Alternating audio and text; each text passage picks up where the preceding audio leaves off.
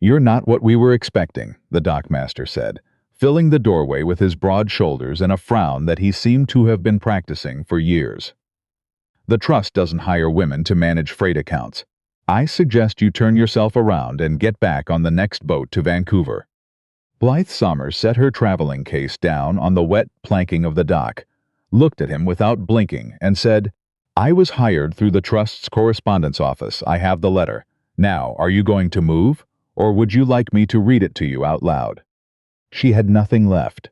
She had rebuilt herself from less than nothing, from the particular kind of emptiness that follows a loss you didn't see coming, and she had long since decided that no man who confused a loud voice with actual authority was ever going to stop her from doing her work.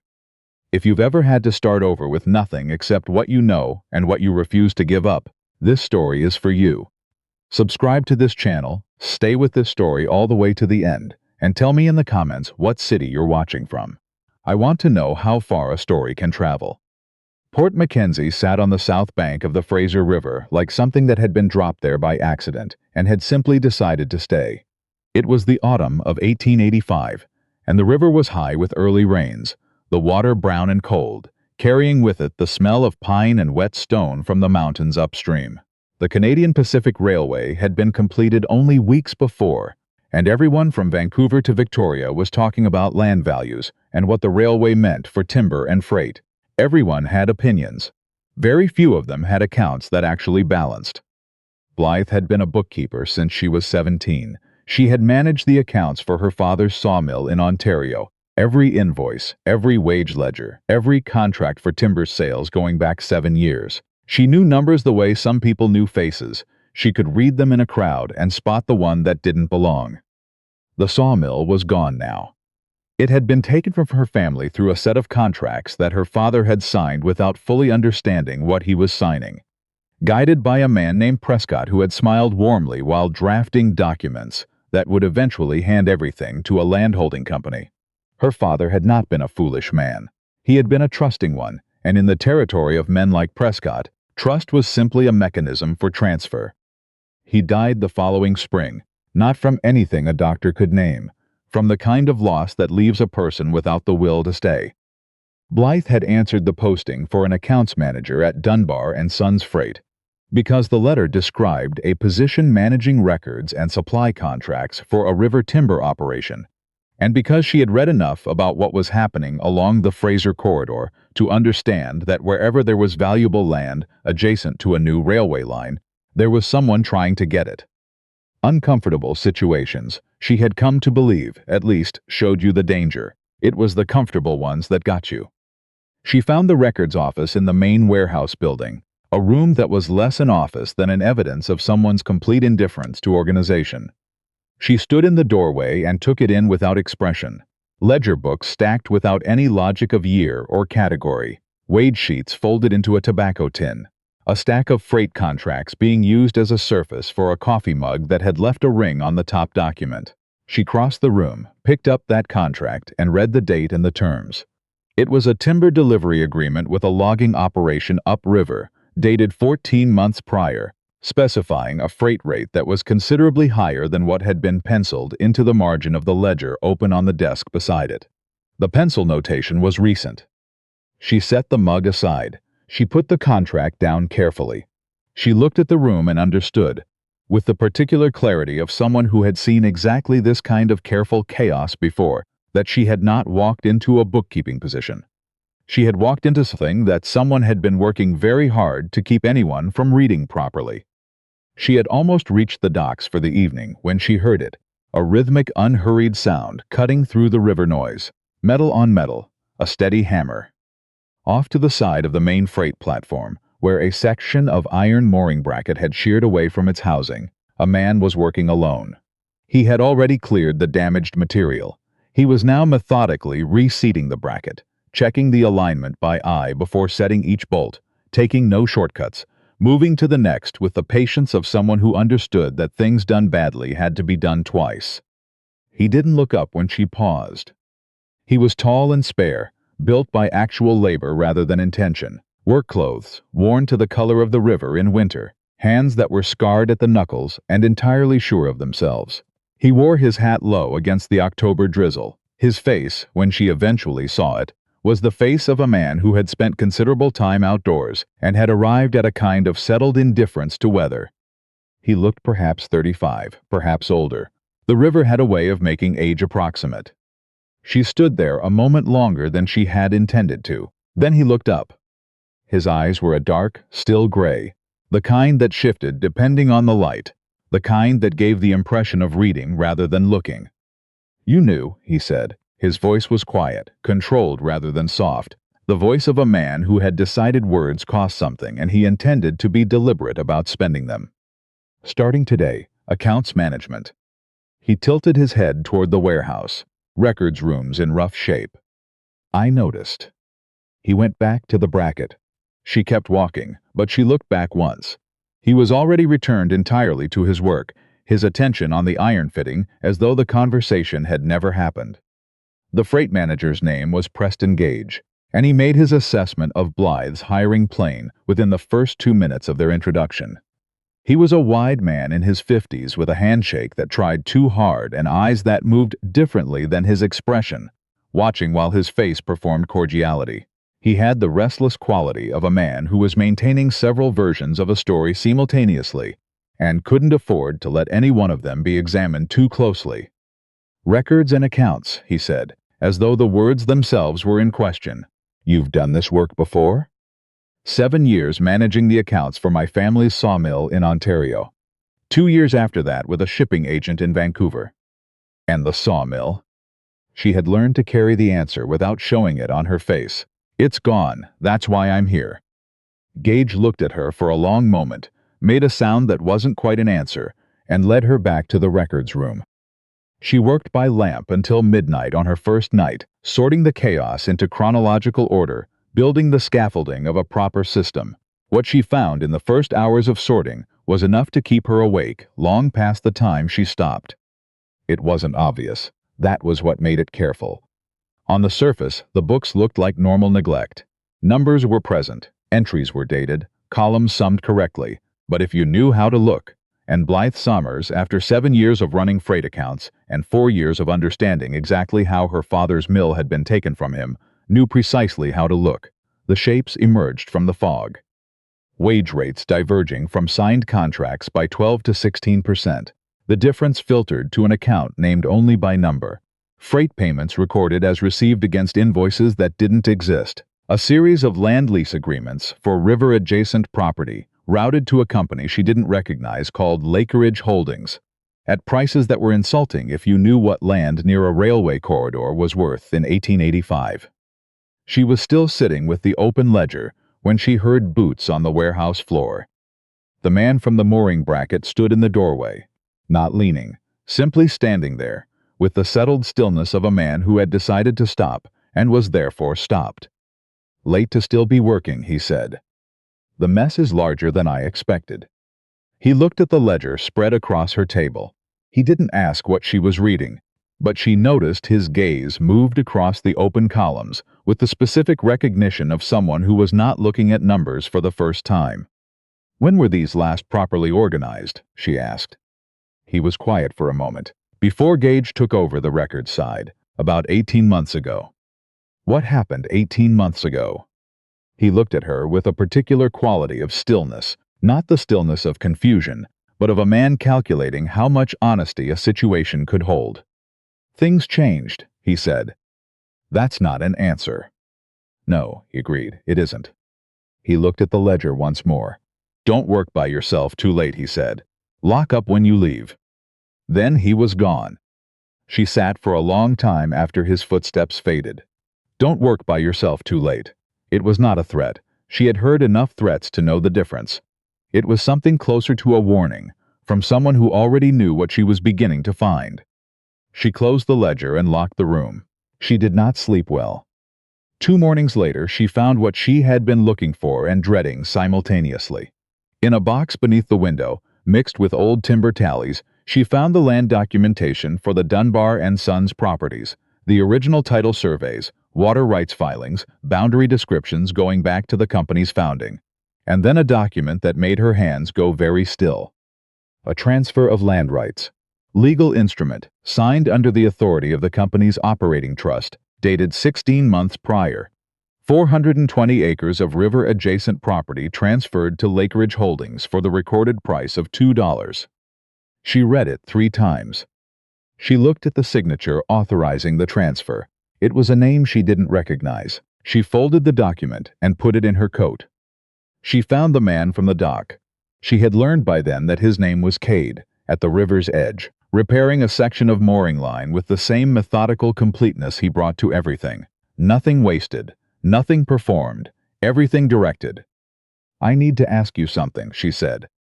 He set the line down. "All right. Do you know a company called Lakeridge Holdings?" Something in him went entirely still. Not the stillness of someone trying to remember, the stillness of a man who already knew exactly what name she was about to say. "Where did you see it?" he asked. "A land transfer. 420 acres of riverfront property, signed over 16 months ago for $2. He was quiet for a long time. "That land," she said, "is worth considerably more than $2. "Yes," he said, "it is." "Do you know who authorized it?" "I know who signed the document," he said. "I don't know who arranged it. Those aren't the same person." "Cade." She stepped closer. "If you know something about what's happening in those records, I need you to tell me. I was hired to manage these accounts. If someone is stealing from this company—" "They are," he said quietly. She went very still. "They have been," he continued, "for at least 18 months. The wages, the freight contracts, the land transfers, it's all part of the same operation." She stared at him. "And you've known this?" "Yes." "For how long?" He looked at her with that measured, quiet quality she was beginning to understand was not coldness, but rather the expression of a man who carried a great deal, and had learned not to wear it as burden. "Long enough," he said, and before she could press further, before she could ask the next question, the obvious question, about why a dockhand would stay silent about ongoing fraud, Gage's voice cut across the yard from the warehouse door. "Dunbar, I need those freight tallies from the upper dock before the afternoon boat." Cade's expression didn't shift. He picked up the mooring line. "We'll talk tonight," he said quietly. "Keep that document out of the box." He walked away. Blythe stood on the wet planking with a stolen land transfer in her coat and the certainty settling over her, cold and clear as the river air, that she had just walked into something she was going to have to see all the way through. Because she recognized this pattern. She had lived inside it before, and the last time she had stood at the edge of something like this and done nothing, she had lost everything. She was not losing anything else. Over the following week, she built her methodology in the early hours before the warehouse came to life. She cataloged everything, created a chronological index, then began the slower work of setting records against each other to find where they diverged. She kept her flagged copies in a locked case. She had brought in her traveling bag, the only container on the property she controlled completely, and she watched. It was on the 6th evening that she heard it. 2 men behind the freight office speaking in the careful tones of a conversation not intended to carry. "He wants the river parcels added before the winter filing. That's another 260 acres. I know what it is. Get it done before the surveyors come through in spring. The woman in the records room, is she a problem?" A pause. "Not yet, but she's thorough. Move the original wage ledgers before she gets to that section. Those are the ones that would actually matter in front of a magistrate." Footsteps moved away into the dark. Blythe pressed her back against the warehouse wall and breathed. She had days, not weeks, before whoever was on the other end of that conversation moved the evidence she hadn't yet copied. She already had most of it, but not all of it, and she had no time left to be methodical. She went to find Cade. His room was above the equipment store, a small space entirely functional, containing what was needed and nothing else. A narrow table, 2 chairs, a shelf of books that surprised her, history, contract law, surveying, a well-read Bible, a lamp burning in the window. She knocked on the doorframe. He looked up from the map he was studying and said, without apparent surprise, "I wondered when you'd come." She sat down across from him. "Tell me who you really are." He set the map down. For a moment the only sound was the river outside. That particular sound of cold water, moving over stone, patient and indifferent to the urgency of the people on its banks. "I told you my name," he said. "You told me part of it." She held his gaze. "I heard two men behind the freight office tonight talking about moving the wage ledgers before I find them. I've already found them. I've already copied the relevant entries. But I can't do what needs to be done with what I have alone. So I'm asking you directly, what do you know? How long have you known it? And why does a Dockhand understand the internal structure of this company's accounts better than anyone else on the payroll?" He was quiet for a long moment. Then he went to the shelf, moved aside the surveying volume, and retrieved a folded envelope. He placed it on the table between them. She opened it. A letter from the Dunbar and Sons Freight Operating Trust, addressed to Caden J. Dunbar, Port Mackenzie, British Columbia. She read the name twice. She looked up at him. He was watching her with those still gray eyes that she now understood had never been the eyes of a man comfortable with obscurity. They were the eyes of a man who had been waiting, with considerable patience, for exactly this moment. "Dunbar," she said. "Yes. This is your company. My father built it. I've been running it since I was 22. She looked at the room, the narrow bed, the worn table, the books, the coat hanging on the door that had seen 2 British Columbia winters. "You own this entire operation," she said, "and you've been working the docks." "The way I always have," he said simply. "The way my father did." She understood then that she had not been hired casually. "You arranged for me to be brought here. I arranged for the trust to extend the posting. You knew who I was. I knew you had managed your family's sawmill accounts for 7 years. I knew your family's property in Ontario was taken through fraudulent contracts when you were 24. I knew that you understood from direct experience what falsified land documents look like, not as an abstraction, but as a lived thing." He met her eyes steadily. "I needed someone who would recognize what was in those records." Something moved through her, complex and sharp-edged, not quite anger, though anger was part of it. "You recruited me," she said, "without telling me what I was being recruited for." "Yes." "That was wrong." "Yes." His voice didn't waver. "I'm telling you now." She stood. She crossed to the window and looked at the river in the dark, the way the lamplight from the shore made broken gold on the moving water. Her father's sawmill, the same paperwork, the same slow theft dressed up as administration. She turned back. "What do you need from me?" Something shifted in him. Not relief exactly, but the posture of a man who has been holding something at considerable effort and has just been permitted to set it down. "Everything in those records," he said. "Documented, cross-referenced, airtight. We have to file with the Land Registry Office in New Westminster before Gage moves the river parcels." "How long?" "Gage is expecting a surveyor from Lakeridge Holdings in 12 days. 12 days. She looked at the map on the table. "I need access to everything the trust holds. Every document, every correspondence with Lakeridge. You'll have it by morning." She pulled on her coat, then she stopped. "Cade. The signature on the original land transfer. I didn't recognize it." He was quiet one beat too long. "Who authorized the first transfer?" she asked. The look on his face was the answer. She closed her eyes briefly. "You signed it." "I signed what Gage told me was a routine property restructuring within the trust. I'd given him standing authority to execute routine administrative transfers on my behalf. He used that standing authority to present a fraudulent conveyance as ordinary business. His jaw was tight. I found out 6 weeks later when I reviewed the boundary descriptions, and they didn't match the parcels I'd authorized. By then, it was filed. And Harrington, the man behind Lakeridge, had already structured the subsequent transfers through Gage, never coming back to me for another signature." She sat back down. "He'll use that first signature," she said. "He'll argue you authorized the whole operation." "Yes, that's his insurance."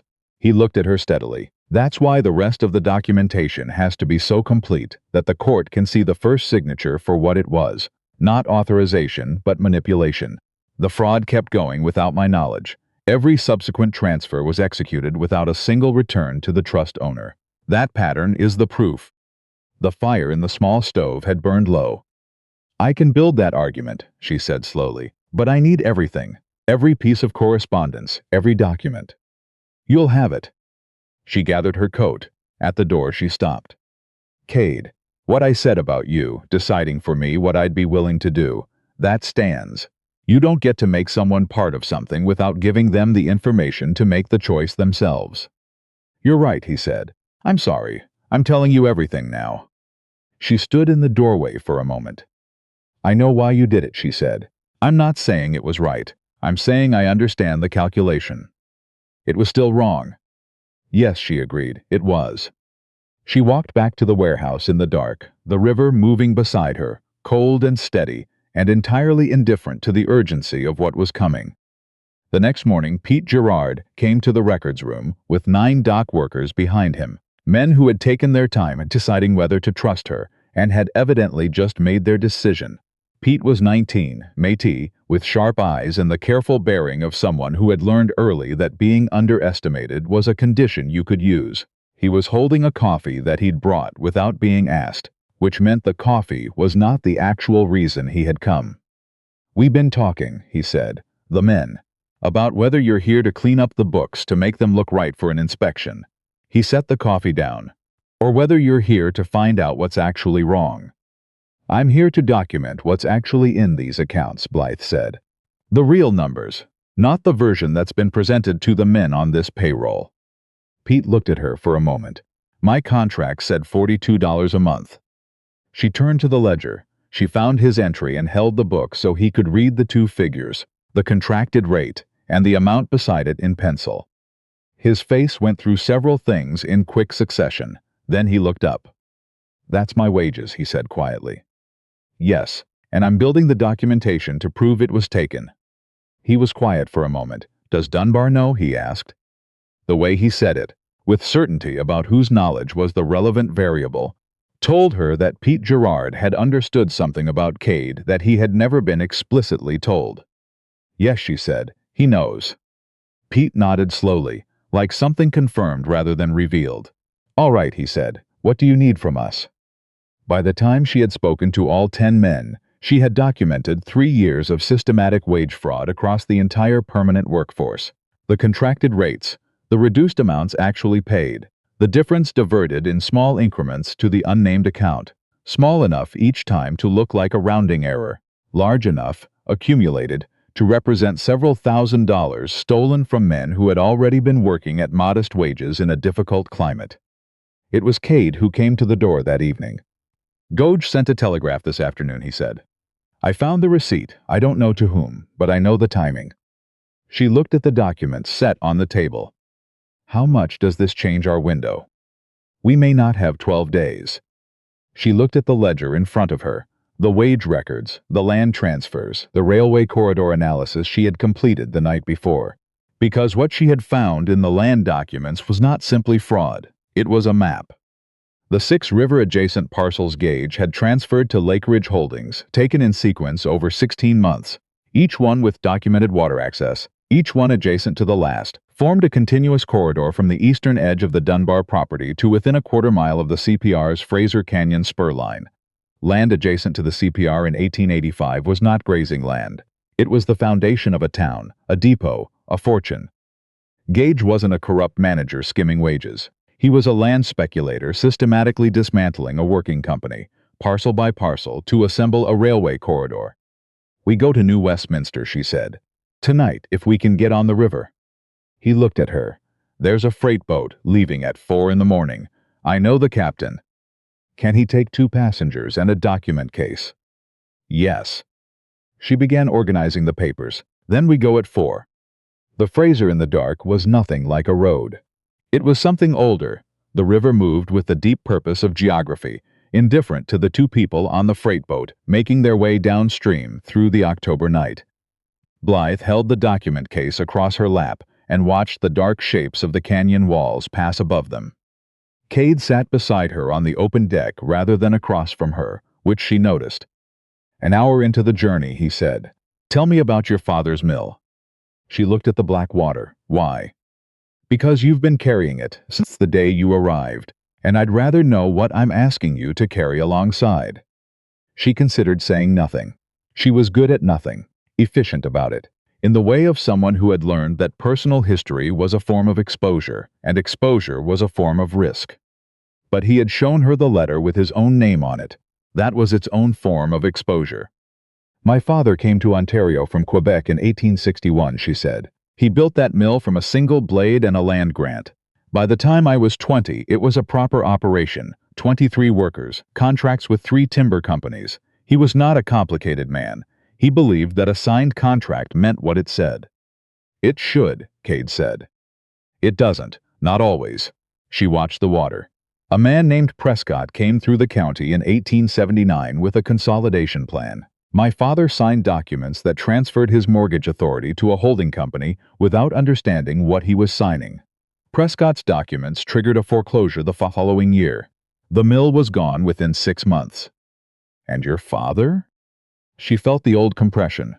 Familiar now, worn smooth by the years of carrying it. He died that spring. Not from anything a doctor could name. From the kind of loss that leaves a person without the will to stay. The river moved around them in silence.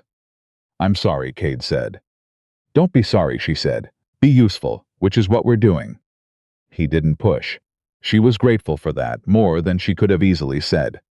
They reached New Westminster in the gray late afternoon, road-worn, in the way of people who have traveled through the night with a purpose ahead of them. The land registry office was a stone building on the main street of the administrative district. Built with a particular solidity of colonial institutions that intended to be taken seriously. Blythe walked up the steps with the document case in hand. Cade walked beside her. At the door, a clerk was already turning the key. Office closes at 4, he said without looking up. Come back tomorrow. She looked at the locked door. She looked at Cade. Tomorrow was a calculation she could not afford to make. I need to speak to Magistrate Strachan, she said, tonight. The clerk looked up. He took in the travel clothes, the river-damp coat, the eyes of a woman who had come a considerable distance and was not performing urgency but radiating it. The magistrate doesn't. Tell him, she said, that the operating documents for the Dunbar & Sons Freight Trust are in my possession. Tell him there is evidence of systematic wage fraud against 14 workers, 6 fraudulent land transfers targeting river-adjacent property, and a railway corridor acquisition scheme operating across multiple properties. Tell him the man who arranged the fraud is expecting to complete the final transfers in under 12 days. She held the clerk's gaze. And tell him that if he looks at these documents tonight, he has the opportunity to stop the largest land fraud this district has seen since the railway changed the value of everything. If he waits until tomorrow morning, some of what makes the case airtight may have become complicated. The clerk stared at her. He looked at Cade, who stood behind her with the still, patient presence of a man who had accounted for the obstacles and found them manageable. The clerk went back inside. 7 minutes passed. The door opened. Magistrate Strachan will see you. Magistrate Hugh Strachan was in his late 60s, compact, with the eyes of a man who had spent 30 years listening to people tell him things they believed were true, and had learned to distinguish that from things that actually were. He looked at the first document Blythe placed before him and read it without speaking. Then he looked up. Sit down, he said. She walked him through the document sequence, exactly as she had structured it. The wage fraud first. Original contracts beside the secondary ledger, side by side, letting him see the divergence without narrating it. Because a man who has spent 3 decades reading evidence doesn't need narration. He needs documents organized well enough that his own intelligence can move through them. He asked 4 questions in the first 20 minutes. Precise, technical questions about the account routing structure and the timing of the transfers. Blythe answered all 4 without hesitation, with specific document references, because she had prepared for all 4 questions during the river journey and had organized the supporting materials accordingly. When she placed the railway corridor map beside the 6 transfer documents in chronological order, Strachan went still. He looked at the map. He looked at the transfers. He looked at the map again. This is a deliberate land assembly, he said. It was not a question. Executed over 16 months through 6 fraudulent transfers, she said, each parcel with documented water access and CPR adjacency. When complete, The corridor would connect the eastern edge of the Dunbar property to the Fraser Canyon spur line. Current market value to a railway land syndicate, conservatively between $30,000 and $50,000. Strachan set the map down, the controlled anger of a man who had built his life on the proposition that law meant something was visible in the precise way he squared the papers. "The final document," he said. "You saved something for last." "Yes, Your Honor." She placed the transfer with Cade's signature. Strachan read it. He looked past her at Cade, seated against the wall. "Mr. Dunbar," he said. "Yes." Cade came forward. "The company is mine. I signed that document under the representation by my managing agent that it was a routine administrative transfer within the trust's property holdings. He had standing authority to execute routine transfers on my behalf. He used that standing authority to mischaracterize a fraudulent conveyance as ordinary business. And you discovered this subsequently. 6 weeks after the transfer was filed, by which point Gage had already structured the subsequent transfers through a secondary chain that never required my signature again. The pattern of 5 additional transfers, none of which came back to me. That pattern is the proof that the first signature was obtained through misrepresentation." Strachan looked between them. "You assembled this together?" "Yes," Blythe said. He was quiet for a long moment. Then, "I'm issuing an emergency order tonight, freezing all Lakeridge Holdings transactions involving properties in this district pending investigation. The Dunbar River parcels are restored to the Trust's uncontested authority as of this moment." He looked at Cade. "You can authorize the constable's access to the freight company's records." "I authorize it." "And Gage?" "The fraud constitutes criminal breach of trust. I'll have the warrant drafted before morning." Strachan looked at Blythe. "You understand this will take time to fully adjudicate. Months, possibly. The criminal elements longer." "The order stops the immediate harm," she said. "The rest of it will follow." He held her gaze. "I've been on this bench for 26 years, he said. "I've seen a number of fraud cases come through this office." He tapped the document set. "This is the most completely assembled private fraud case I have seen presented without legal counsel. You built this in under 2 weeks." "I had the right documents," Blythe said, "and I knew what I was looking at." "You knew," he agreed. "That's the part that isn't common." He reached for his pen. They were on the steps of the registry office when Pete Gerard came up the street on a horse that had been ridden hard, with 4 dock workers behind him, all of them mud-splashed and breathing fast. Pete reached inside his coat and held up a brown ledger book. Blythe came down the steps and took it from him, and opened it to the wage entries she had memorized and confirmed they were the originals, the real ink, the actual paper. "Goge," she said. "Tried to get to the records room last night," Pete said. "Found 5 of us already in it. He took a horse and rode west. We figured that was the constable's business." "It is," Blythe said. "The constable is already on his way." Pete looked at her with the tiredness and the relief of a young man who had made the right decision and was living with both the cost and the return of it. "The men who stayed behind," he said, "at the freight house, the ones who believed what Gage told them. They'll be all right?" Cade had come down the steps. "Nobody loses their position over trusting the wrong person once," he said. Pete looked at him, really looked at him, in the way of someone adjusting a picture. Then he said, carefully, "You were always the one who owned it." "Yes." "How come you never said so?" Cade looked at him. "Because a man who announces what he owns before he's earned the right to be heard usually loses both." Pete thought about this. "Then you ate breakfast with us every morning." "Yes." "And you knew the whole time we were being robbed." "I knew, and I was working to stop it in a way that wouldn't let it happen again." Pete was quiet for a moment. He looked at the ledger in Blythe's hands. He looked at the registry office behind her. Then he looked back at Cade with the expression of a young man recalibrating his understanding of a person, and finding the revised version larger than the original. "All right," he said. And the word carried everything he wasn't saying. Gage was taken into custody in Kamloops 4 days later. The man behind Lakeridge Holdings, a Toronto land speculator named Clement Voss, who had been running the same corridor acquisition scheme against 3 separate Fraser Valley properties, encountered the constabulary at the CPR station in Vancouver before he could board the eastbound train. Strachan's emergency order had moved faster than Voss's lawyers had anticipated. The documents, once filed, could not be made to disappear. The full adjudication took 8 months. Blythe testified twice. The wage restitution order covered every member of the permanent dock crew, with interest. The 6 river parcels were restored to the Dunbar Trust in their entirety. Clement Voss was convicted on 3 counts of fraud and 1 of criminal conspiracy. The sentence was substantial.